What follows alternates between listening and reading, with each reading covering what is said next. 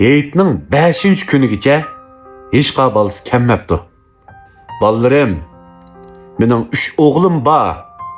Har yili Eyitda asosan kelmaydi deydi. Vafosiz farzandlar uchun ozroq qaynab qoldim qarindoshlar. Salom do'stlar, qanday ahvolinglar? Men Musa Bay. Bu filmni sirib o'tkazib o'tmay, to'liq ko'rishinglarni umid qilaman. Necha kundan buyon yurkimni to'xtamay o'rtayotgan, qiynayotgan bir qancha ish bor do'stlar. Men hozir sizlar bilan o'rtoqlashmoqchi. Mana bugun Qurbon hayit bo'g'ilmi saq bir hafta bo'pti. Hammamiz asosan yurtlarga qaytib dam olish qildik-ku. Yurtlarga berib hayit bayramni ota-onamiz bilan, qarindoshlarimiz bilan, urug' tuqqanlarimiz bilan o'tkazib keldik. Ya'ni bir qism kishilar oldirashchilikni, pul tepishni, turmush halakchiligini bahona qilib, garchi dam olish bo'lsa-mu, yurtlarga qaytib ota-onasini, urug' tuqqanlarini yo'qlamadi. Balkim endi boshqa sabablar bordir. Men mushu sabab tufayli o'z ko'zim bilan ko'rgan bir ikki ishni so'zlab beray. Men mushu hayit munosabati bilan bir hafta dam oldim. Endi ba'zi bir ishlar tufayli hayitning birinchi kunini ayolimning yurtida, ya'ni qiynapamning uyida o'tkazdim.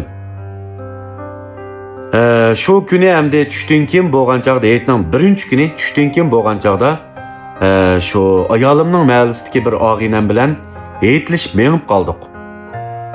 Shundoq mahallada ketib olsak, bir uyning oldida yashangan, ballar mukchaygan bir bovimiz ko'z yosh qilib yig'lab, ko'ngli yerim holatda o'ltiribdi. Odatda men bundaq ishlarni, bundaq ko'rinishlarni ko'rsam yurkim etishidi do'stlar. Shuning bilan buni ko'rib chidamay, darhol mashinani to'xtatib og'inam bilan bu bovimizning oldiga bordik. Yaxshim bova, hayitingiz muborak bo'lsin deb salomlashib, so'rdim. Bova, bu hayitning birinchi kuni yig'lab o'tiribsiz-ku. Biror ish bo'lmagandi desam, man qarab, texmo ko'ngli yerim bo'lib, ko'z yoshlari texmo ulg'ayib ketdi. Men endi nima qilarimni, nima deyishimni bilmadim. Shunul og'inam bilan bir-birimizga qarshib, og'inamdan so'rdim, "Adash, bu nima bo'ldi? Sening mahallangdagi bovimiz ekan. Cho'qim sen bilsa, biror ish bo'lmagandi" desam, og'inam turib ketib, "Adash, bu bovimizning 3 o'g'li bor. Har hayitda asosan kelmaydi. Qaraganda bu hayitdami kelmagan o'xshaydi" dedi. Buni anglabla men bovimizning nima uchun yig'ilganligini bildim. Bovimizmi azroq pastga o'yga tushib, kayfiyatini tangshab, o'zi eg'iz ochib qoldi. "Ballalarim, mening 3 o'g'lim bor. Har yili hayitda asosan kelmaydi" deydi.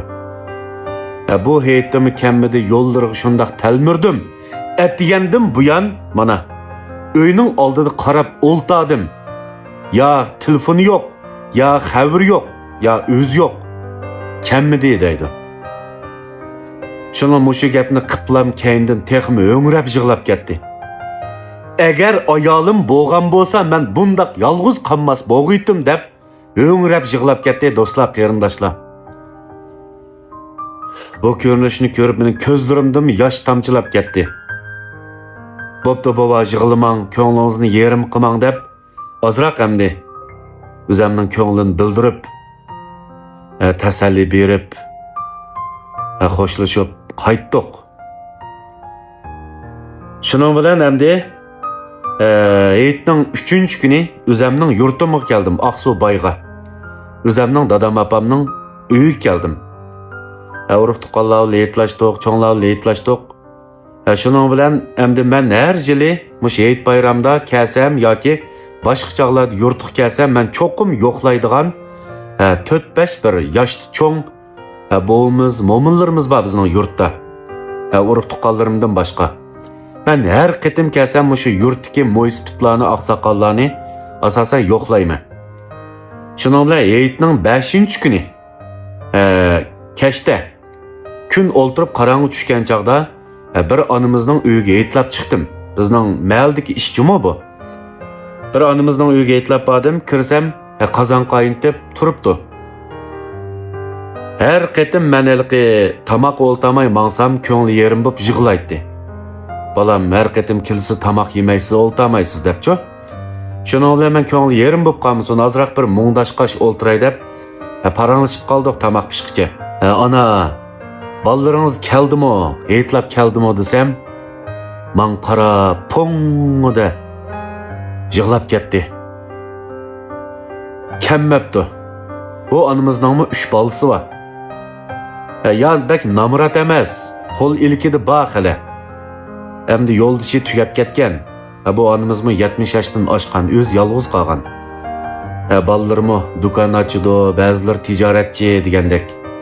Ballarning qo'l ilkidi hali bor. Yeyitning 5-kunigacha hech qanday balasi kemmepti.